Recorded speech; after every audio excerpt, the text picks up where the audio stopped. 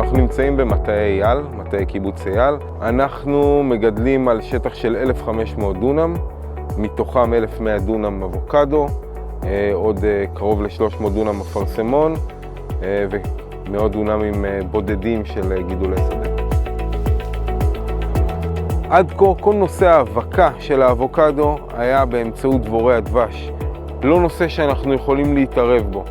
אנחנו מכניסים מדי שנה סדרי גודל של 5 מיליון דבורים למטע, אבל אין לנו שום דרך לשכנע אותם להגיע אל הפרחים שאנחנו רוצים שהם יגיעו. המצב האמיתי הוא שדבורי הדבש לא אוהבות את האבוקדו, לא אוהבות את זן האס. וכל פריחה שיש מסביב למטע תמשוך אותם יותר מאשר האבוקדו.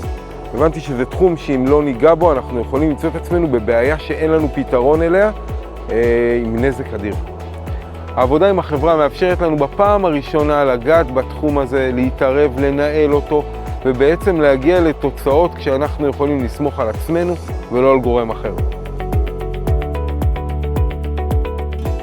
אז אחד האתגרים שיש לנו בהאבקה של אבוקדו זה בעצם סוג האבקה של האבוקדו, סוג האבקנים.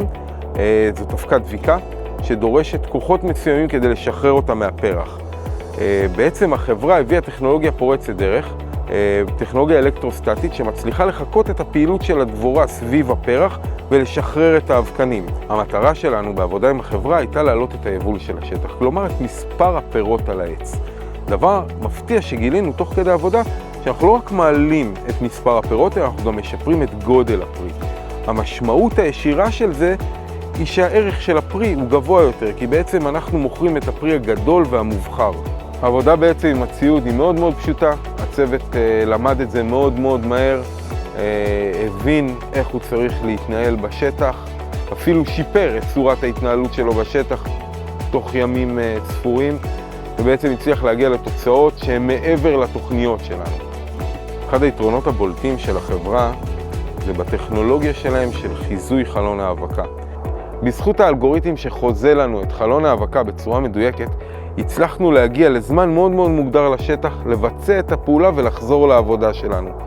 עובדה שבעצם שיפרה את כלכליות הפעולה והפכה אותה למשתלמת. בעצם אנחנו עובדים עם החברה כבר מעל ל3 שנים. השנה הראשונה האבקנו 3 דונם, והצלחנו להגיע לעלייה של יותר מ-20% ביבול של אותם הדונמים המטופלים. בשנה השנייה הגדלנו את זה ל30 דונם. עבדנו בשנה שהייתה בעייתית לתחום הזה בגלל שהיינו ביבול מקסימלי במטע, מה שאומר שלראות שינויים והתערבות חיצונית זה דבר מאוד מאוד קשה. הצלחנו להגיע לעלייה של יותר מ-15% בדונמים המטופלים.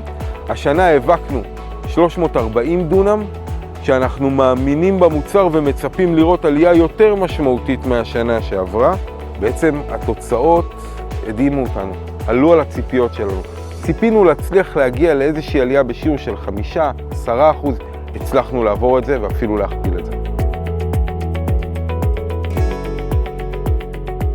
אתגר אחד שיש בעבודה עם הטכנולוגיה הזאת היא שבעצם בפעולת ההאבקה אין לנו שום אינדיקציה שהאבקנים באמת עברו אל המכשיר שקולט אותם, ואנחנו צריכים לסמוך על זה שהטכנולוגיה עובדת.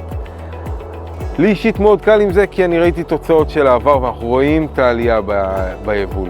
אבל למי שמגיע ונתקל בטכנולוגיות בפעם הראשונה, זה יכול לעלות איזשהו סימן שאלה, טכנולוגיה עובדת.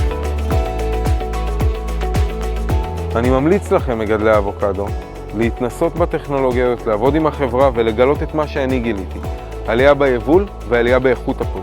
פשוט תענוג לעבוד עם החברה האלה.